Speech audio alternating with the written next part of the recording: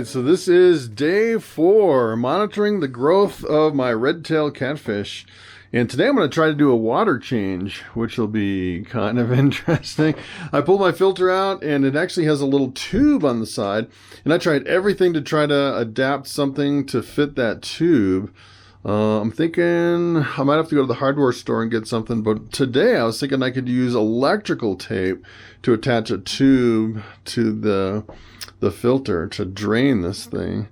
And last night I pulled the filter out and I gave the catfish some frozen bloodworms. He ate quite a bit of the bloodworms, so I was pretty excited about that he started eating pretty good last night, which has been kind of spotty. He's just been kind of nibbling at it here and there. So I think what I want to do is I want to pull this filter out, turn it off, and then hook it up so I can attach it to a hose. And I'm going to run the hose outside in the snowy weather here in the Rocky Mountains of Colorado. It is March. It's like a blizzard outside, which is kind of crazy. So I'm going to see if I can hook up this contraption.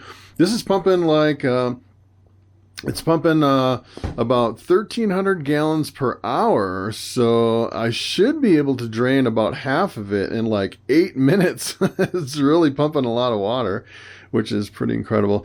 And what I want to do is I'm going to try to hook up the tube with electrical tape to that. I heard electrical tape is an aquarium safe tape that you can use. So I'm just going to use it just for a little bit to drain some water, and then we'll take the electrical tape off. All right, so here's my dilemma.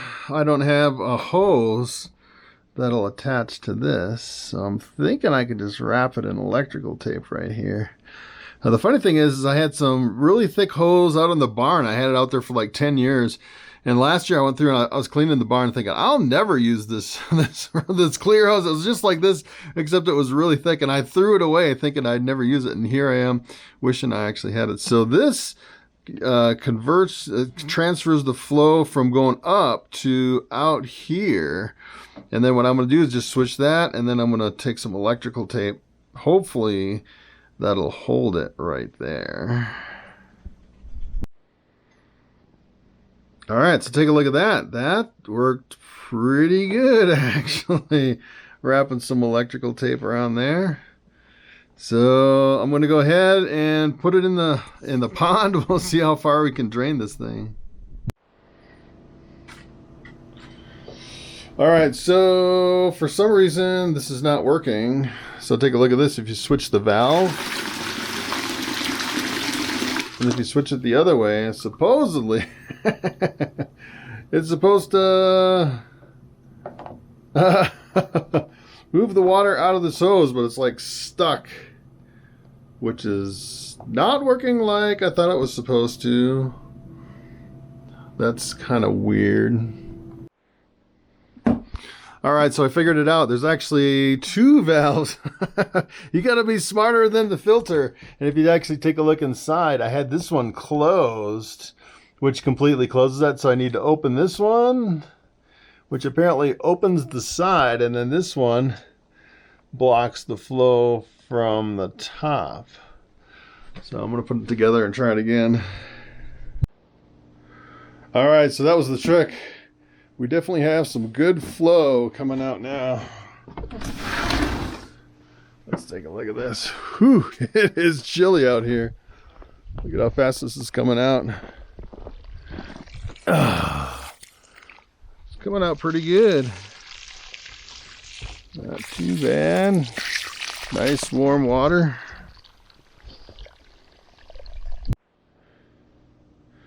So another thing I almost forgot about is I unplugged the heater, because you definitely don't want the heater to run dry.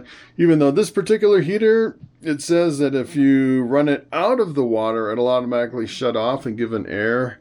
But I didn't want to test the heater, the dry run function of the heater, so I unplugged it. You definitely want to keep that in the water at all times.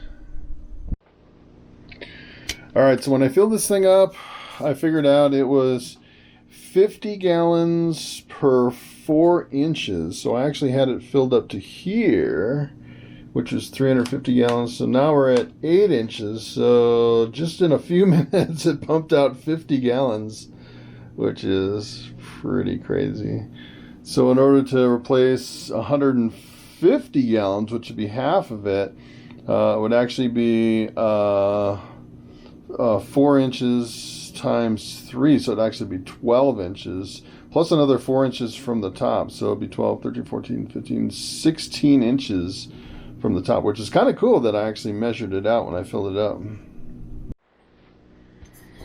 All right, so we're almost 16 inches down from the top, and the dimensions are kind of deceiving because you can actually fill it up with 100 gallons on the bottom, and it has this little cutout that completely fills, and then it fills the shelf like 3 inches. That's the first 100 gallons. So I'd say we're pretty close to about 150 gallons. So I'm going to shut this pump off and start filling. All right, so to fill my Catfish hot tub pond, whatever you call it, I'm actually using this. Take a look at this. That's a pretty slow flow.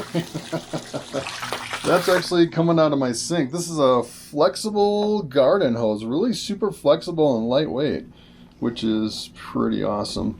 And that'll take probably an hour and a half to fill it up. It took me maybe 20 minutes to pump it out, which is pretty quick. So we'll let that fill up. I'm gonna go eat some lunch, watch a movie. Hopefully I don't forget about it. And then it'll come back in about an hour and we'll see where we're at. All right, so that was an hour and a half of filling. It looks like we're at the right spot. 4 inches from the top, that is 350 gallons. So I'm gonna turn the water off, turn the pump on. All right, so take a look at this hose. They call it a pocket hose. It weighs almost nothing. About 80 feet of hose. I can run it all through the house. It's pretty awesome. All right, so before we plug everything back in, I have a little bit of shrimp, frozen shrimp that I cut. I'm actually going to try to kind of pinch it between my fingers this time and bring it all the way down. He's like hiding down here in the corner. We'll see if he eats any of that. Doesn't look like he's gonna eat. He's kind of turned away from it. Of course, I just did a water change, so yeah.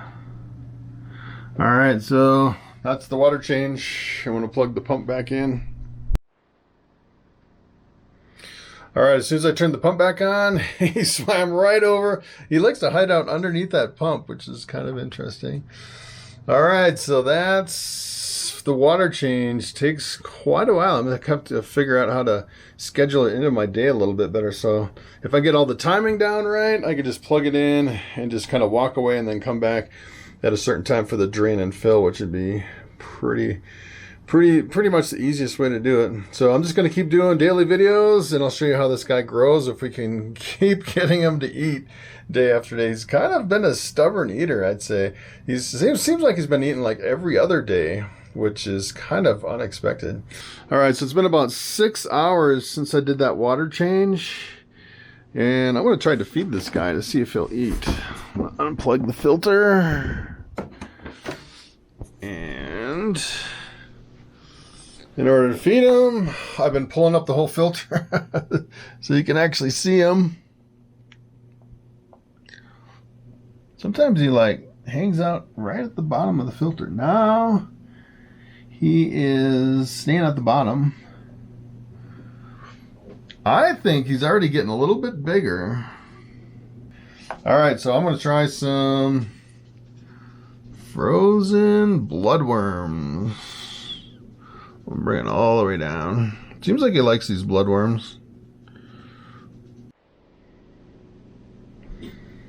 All right, so I took my net and I moved those bloodworms over by him because he moved over here and he couldn't find any of the bloodworms. But he is definitely eating. You can definitely see him eating some food there.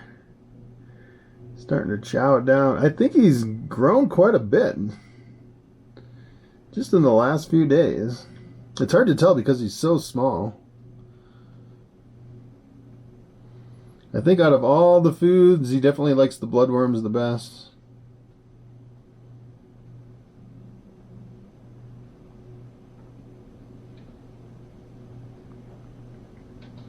Seems like when I stop the filter and pull the filter up, it kind of gives him the cue to eat.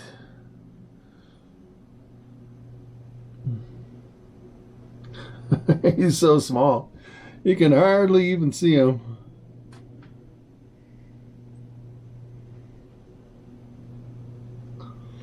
The bigger he gets, the more we'll definitely be able to see him. Before long, I think he'll get so big to where he can't hide behind that filter anymore. And there's no food over there, even though he's looking over there. Well, maybe there's a few bloodworms over there.